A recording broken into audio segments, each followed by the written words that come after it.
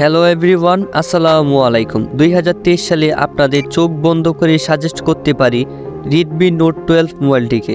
বর্তমান সময়ে বাজারের সেরা ফোন হিসেবে জায়গা দখল করে আছে Redmi Note 12। কি আছে এই মোবাইলে যা Redmi Note 12 5Gতেও ছিল না, তা জানবো এই ভিডিওতে। Redmi Note 12 4G মোবাইলটির বডিতে আছে পাঞ্চল কাটার ডিসপ্লেটিকে প্রোটেক্ট দিচ্ছে কর্নিং গরিলা গ্লাস 3 এবং এর ব্যাক সাইডে প্লাস্টিকের ম্যাগনেটিক ফিনিশ।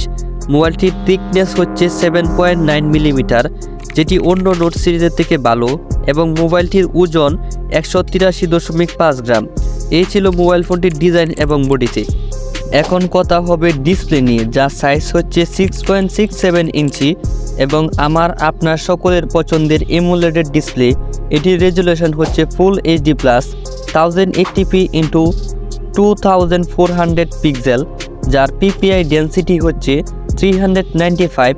তার পাশাপাশি 120 হার্জের রিফ্রেশ রেট তো থাকছেই। পূর্বেও বলেছি মোবাইল ফোনটির ডিসপ্লেটিকে প্রোটেক্ট হচ্ছে কর্নিং গরিলা গ্লাস 3।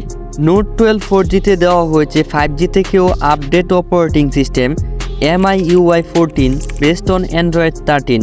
প্রসেসরে স্ন্যাপড্রাগনের 685 6 ন্যানোমিটার আর্কিটেকচারের উপর বিল্ড করে তৈরি করা 4G একটি প্রসেসর।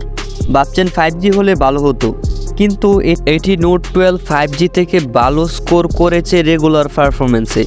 যার রেগুলার পারফরমেন্স ভালো, আমি সেটিকে ভালো বলে দাবি করব।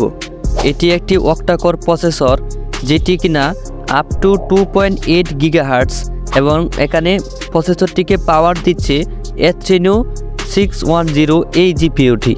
বাংলাদেশের বাজারে এই মোবাইল ফোনটিকে 3টি ভেরিয়েন্টে পেয়ে যাবেন। একটি হচ্ছে 4GB র্যামের সাথে 64GB ইন্টারনাল স্টোরেজ, এবং 6GB র্যামের সাথে 128GB ইন্টারনাল স্টোরেজ, এবং 8GB র্যামের সাথে 128GB ইন্টারনাল স্টোরেজ। এই 3টি ভেরিয়েন্টে অ্যাভেলেবল পেয়ে যাবেন বাংলাদেশের যে কোনো মার্কেট বা শোরুমে।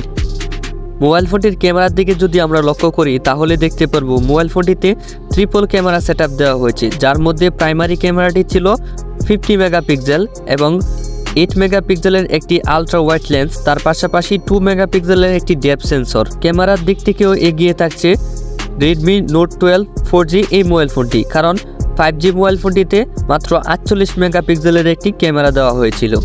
মোবাইল ফোনটির সৌন্দর্য ধরে রাখার জন্য রেডমি এখানে পাঞ্চলে একদম ছোটো করে একটি পাঞ্চল কাটার দিয়েছে, এবং এই পাঞ্চল কাটারের ভিতরে একটি সেলফি শুটার ব্যবহার করা হয়েছে। এই সেলফিতে 5 মেগাপিক্সেলের একটি সেলফি শুটার দেওয়া হয়েছে। ক্যামেরাগুলো দিয়ে সর্বোচ্চ 1080p রেজুলেশনে 30 fps ভিডিও রেকর্ড করতে পারবেন। মোবাইলটির ব্যাটারিতে আছে বরাবরের মতনই 5000 মিলিঅ্যাম্পিয়ারের নন রিমুভেবল একটি ব্যাটারি, এবং ব্যাটারিটিকে চার্জ করার জন্য বক্সের ভিতরে দেওয়া হয়েছে 33 ওয়াটের একটি quick fast charging support charger. Mobile ফোনটি বাজারে 3টি কালারে পাওয়া যাবে, গ্রে, গ্রিন এবং ব্লু। এই 3টি কালারেই অ্যাভেলেবল রয়েছে আমাদের বাংলাদেশের মার্কেটে। আরেকটি কথা বলতে ভুলিয়ে গিয়েছিলাম, মোবাইল ফোনটিতে আপনারা ডেডিকেটেড SD স্লটের মাধ্যমে 2টি সিম এবং একটি মেমোরি ইনস্টল করার সুযোগ পেয়ে যাচ্ছেন।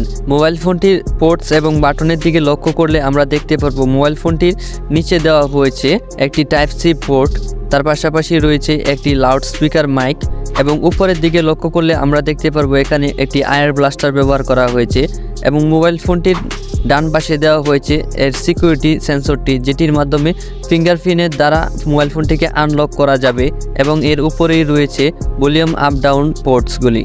তো বন্ধুরা, ভিডিওটি আপনাদের কাছে কেমন লেগেছে অবশ্যই কমেন্ট করে জানাতে ভুলবেন না, এবং আমার চ্যানেলটিতে নতুন হয়ে থাকলে অবশ্যই একটি সাবস্ক্রাইব করে দিবেন, যাতে করে আমি আরও উৎসাহিত হয়ে আপনাদের জন্য নতুন নতুন মোবাইলের রিভিউ নিয়ে আসতে পারি। যাদের বাজেট কিনা 18,000 টাকা এবং সকল দিক থেকে পারফেক্ট একটি ফোন খুঁজছেন, তাহলে আপনারা এই ভিডিওতে ক্লিক করে দেখে নিতে পারেন এই ফোনটি আপনার জন্য কেমন হতে পারে। ততক্ষণ পর্যন্ত ভালো থাকেন, সুস্থ থাকেন। আসসালামু আলাইকুম।